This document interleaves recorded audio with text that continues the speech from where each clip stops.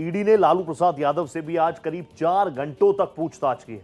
मामला आप जानते हैं, वही पुराना मामला, लैंड फॉर जॉब, ये स्कैम, ये केस, कुछ भी आप कह लीजिए। कल राबड़ी देवी जी से पूछताछ हुई थी, उनके बेटे तेज प्रताप से पूछताछ हुई थी, लगभग 4 घंटे उनसे भी पूछताछ हुई। ईडी दफ्तर के बाहर बड़ी संख्या में आरजेडी के कार्यकर्ता मौजूद रहे और विपक्ष की तरफ से ये बार बार कहा जा रहा है क्योंकि बिहार में चुनाव है इसीलिए ईडी ज्यादा एक्टिव है। इस पूरे मामले को लेकर वो जोड़ रहे हैं चुनाव से। ऑब्वियसली बिहार है, पॉलिटिकली एक्टिव राज्य है, छोटी छोटी बातों को राजनीति से जोड़ा जाता ही है, लेकिन ये तो काफी इंपॉर्टेंट चीजें हैं। इस पूरे मामले में आप जानते हैं सीबीआई भी अपनी इन्वेस्टिगेशन को आगे बढ़ा ही रहा है क्योंकि इसमें मनी ट्रेल है, तो एनफोर्समेंट डायरेक्टरेट इसमें आगे एक्टिव है।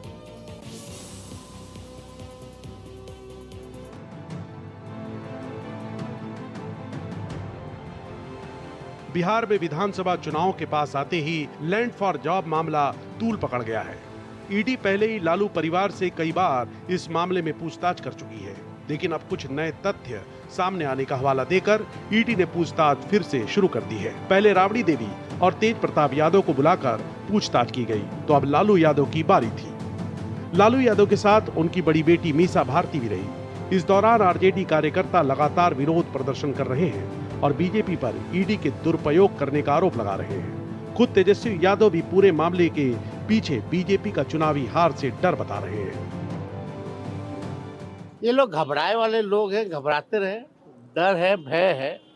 अब जिसका डर है, भय है, लेकिन ये कुछ भी करे, जितना ये लोग संवैधानिक संस्थाओं का दुरुपयोग करेंगे या कितना भी हम लोगों को उनके सोच के हिसाब से ये तंग करने का प्रयास करेंगे, उतना ही हम मजबूत होंगे और उतनी ही मजबूती के साथ इस बार बिहार में सरकार बनाएंगे।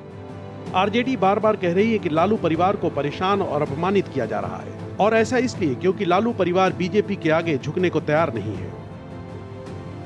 जानकारी तो है देश भर के लोगों को, लालू प्रसाद जी का किडनी ट्रांसप्लांट हो चुका है और बहुत देर तक बैठने की इजाजत डॉक्टरों ने नहीं दी है, बावजूद भी सम्मान किया है। यही है सम्मान।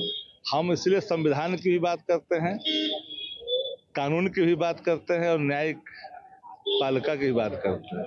सम्मान रहनी चाहिए।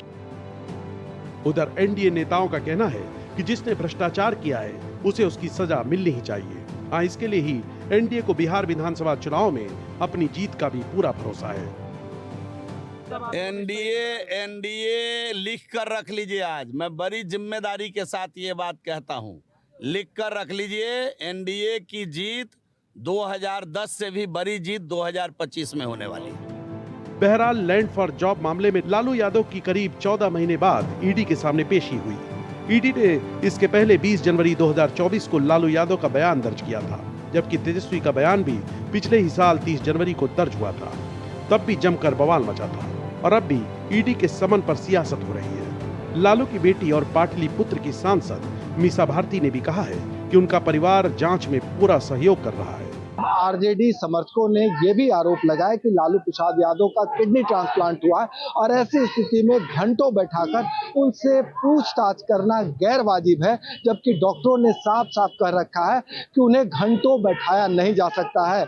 इस बात का विरोध कर रहे आरजेडी समर्थकों ने केंद्र सरकार और ईडी के खिलाफ जमकर नारेबाजी की। सहयोगी कैमरामैन राकेश के साथ भारत एक्सप्रेस के लिए पटना से आशुतोष कुमार।